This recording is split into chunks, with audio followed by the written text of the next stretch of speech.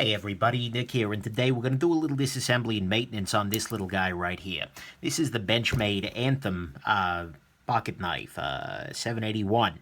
The cool thing about the Anthem is that it is an integral knife, which means the handle is just one solid chunk of titanium. And integral knives, if they're done properly, are very, very easy to disassemble and, put back together. And the axis lock even more so, because on a lot of integrals, you've got the frame that's trying to push things over. This is very, very, very straightforward. So what I'm going to do here is I'm going to bring the blade to the kind of region where it's got the least pressure on it, and then I'm just going to use this little tool here to push out the pivot. And at that point, the blade just pops free, and we're left with our component parts here. On this side, we have the integral portion of the knife, and one thing I'm going to highlight here is take a look. Let's see, hopefully this is visible. Here, I'll put a little light on the subject. Just to give you a tour around the knife here, you can see that there is inside there the little tiny axis lock bar, and you can see that the axis lock is actually running on top of a bar here. There is a coil spring, hopefully you can see that, there is a coil spring here that is wrapped around this little bar. And that's a beautiful thing because it eliminates the need for the omega spring. The springs that are shaped like a little omega symbol, like this little omega symbol right here, here I'll show you on a 940. That kind of wrap around the axis lock stud and then secure in here. That's a point of failure on a lot of axis lock from Benchmade or anyone else for that matter, and they've eliminated it here by that. You'll also see there are these two screws up here that hold that whole assembly in there. I could remove that, but honestly, I'm not going to. I don't see a point to it. The action's running great as it is, and no problem there. One thing that you might have to do down the road is to use a thicker lubricant like, well, this is your 85 weight nano oil here, and I'll go ahead and apply a little tiny bit here to the axis lock kind of path on the inside, on the outside there. So that's nice. That was a little too much, but who would I be if I wasn't using too much lubricant, really? That's kind of my thing, isn't it? But anyways, I will clean a little bit of that out because holy crap, Nick, what are you doing? What am I doing? What am I doing? So there we go. So that's cleaned out. Actually, cleaning the knife is pretty straightforward. Look, this knife is actually very clean. I'm going to be honest with you here. I have recently disassembled and maintained it, and this is just more for the video itself. So what you would probably want to do is put some booze on a little fabric swatch, some paper towels, run the bearings across that to clear them out, and then put a little lubrication on there. This came from the factory very lubricated, like to the extent where even I think it's very lubricated, and that's not ideal.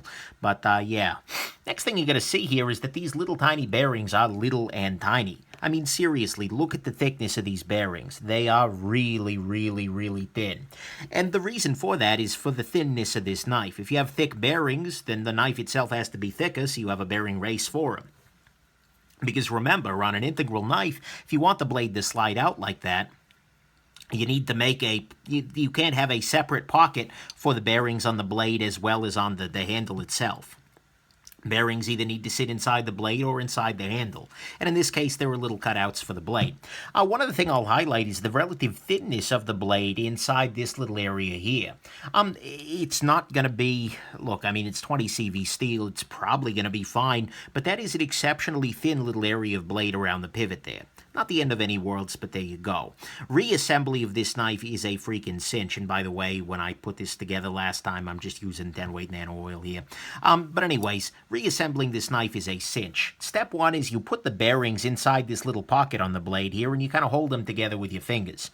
Then you just slide them into this little area here. Next step is going to be to grab your pivot. And you're probably going to want to put a little bit of lubrication on the outside of your pivot here, and I'll go ahead and do that. It was a little too much. That's okay. Suck a little back up. There we go. So now you're going to want to take your pivot and just drop it into this little hole here. Flip the whole assembly over. Now, this is the only mildly tricky part of this, because as it is right now, and as it should be, the axis lock is all the way over. There's nothing... Oh, there went my pivot. This is much easier if I'm not trying to narrate everything. But anyways, you press the pivot in here, and then all you need to do is pull the axis lock back. That gets it out of the way so the blade can slide in there, and then you just push the pivot up through the middle there. And then you're back together. All you need to do is retighten this screw here.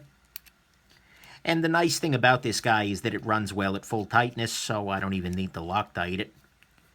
So there we go, tighten down.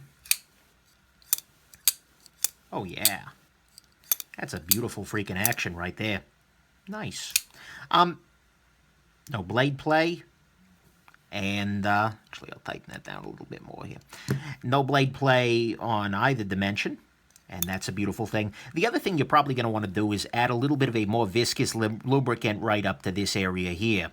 The reason I say that is because that's where the axis lock slides onto in order to lock the knife, and so you want that to be free, slidey, if you will. It's not a risk of, for instance, the lock coming flying off of there, but it does prevent a little bit of lock stick, and it makes that will distribute over this surface and just make the knife slide a little smoother. But anyways, that's how you disassemble and maintain your Benchmade 781 here. Very interesting little knife, and it is really a pleasure to take apart and maintain, and should be maintainable for a long time. So there you go, beautiful thing. Hope this has been interesting to you, and hey, that's the best axis lock disassembly I have ever done. Congratulations. Anyways, have yourselves an absolutely wonderful rest of your day. Bye now.